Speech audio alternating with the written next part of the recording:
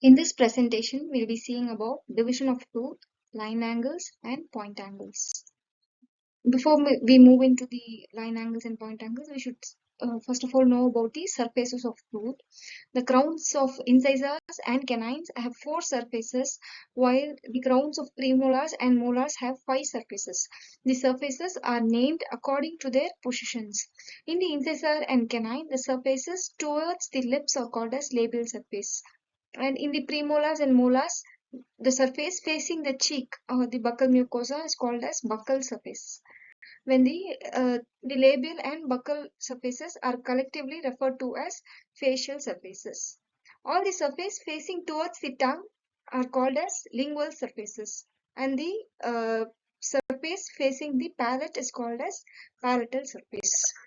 So the surface of teeth facing towards the adjacent teeth in the same dental arch are called as proximal surfaces. The proximal surfaces can be either mesial surfaces or distal surfaces. The surface which is facing the midline is called as mesial surface. The surface away from the midline is called as distal surface. So for example, this is the maxillary arch, and for the second molar we can see that the line drawn in red is the mesial surface, whereas the line drawn in yellow denotes the distal surface.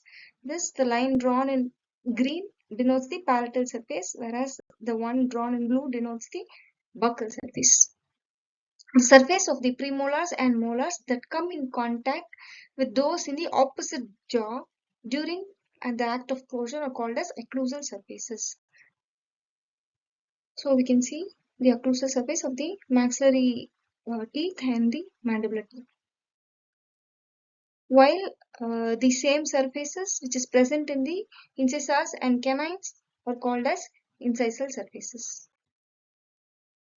For the purpose of description, the crowns and roots of teeth are divided into thirds, and these thirds are named according to their location. So, for example, here we have the maxillary central incisor, the labial surface of maxillary central incisor. And so first we'll see about the divisions of crown of anterior teeth. So when we view this labial surface from the mesiodistal direction. So mesiodistally, the crown of anterior teeth can be divided into three, that is mesial third, middle third, and the distal third. Then coming to the buccal surface of the posterior teeth, from the mesiodistal direction, it can be divided into mesial third, middle third, and distal third. Then the crown of anterior teeth in the cervico-incisally. Cervico-incisally, it can be divided into cervical third, middle third, and incisal third. The same for the posterior teeth along the cervico-occlusal direction, it can be divided into cervical third, middle third, and the occlusal third. Now, coming to the proximal surface, fascio-lingually, the crowns of anterior teeth can be divided into labial third, middle third, and lingual third. Whereas the crown of posterior teeth can be divided into buccal third, middle third, and lingual third. Now we'll see the divisions of root. So this is the anterior root. So when viewing the labial surface of the anterior root, from the mesiodistal direction, we can divide it into mesial third, middle third, and then the distal third. Again, for the posterior teeth, mesiodistally, it can be divided into mesial third, middle third, and distal third. Cervico-incisally, it can be divided into cervical third, middle third, and apical third.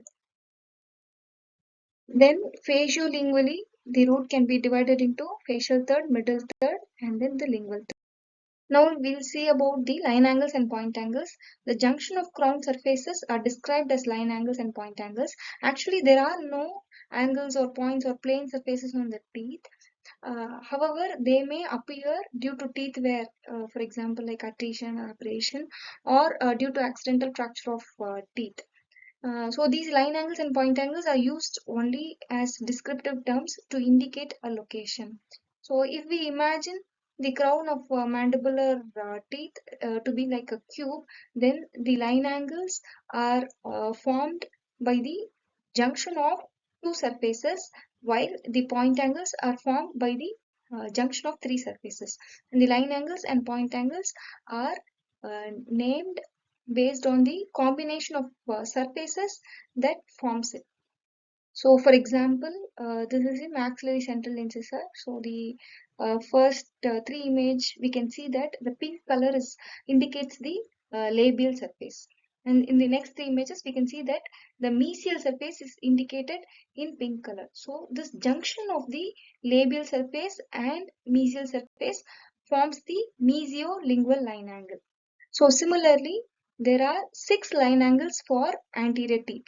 So the line angles are labio-incisal line angles, mesio-lingual line angle, and mesiolabial line angle, lingo-incisal line angle, distolingual line angle, and distolabial line angle. While for posterior teeth, there are 8 line angles, which are mesio-occlusal line angle, mesiolingual line angle, mesio-buccal line angle, bucco-occlusal line angle. Then lingo-occlusal line angle, distolingual line angle, disto-occlusal line angle, and disto-buccal line angle. And for point angle, anterior teeth has 4 point angles. These are mesio-labio-incisal point angle, mesio-lingo-incisal point angle, disto-labio-incisal point angle, and disto-lingo-incisal point angle. And for posterior teeth also there are 4 point angles, which are mesio-lingo-occlusal point angle, mesio-bucco-occlusal point angle, disto-lingo-occlusal point angle, and disto-bucco-occlusal point angle. So, as I told before, these are only for the line angles and point angles are only for descriptive purposes.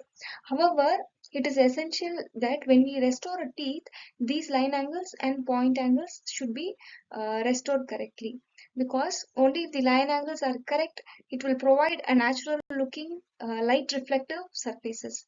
So for example, here we can see that the labial surface is too bulky and the line angles are under contoured. So this will affect the aesthetics of the restoration. Thank you.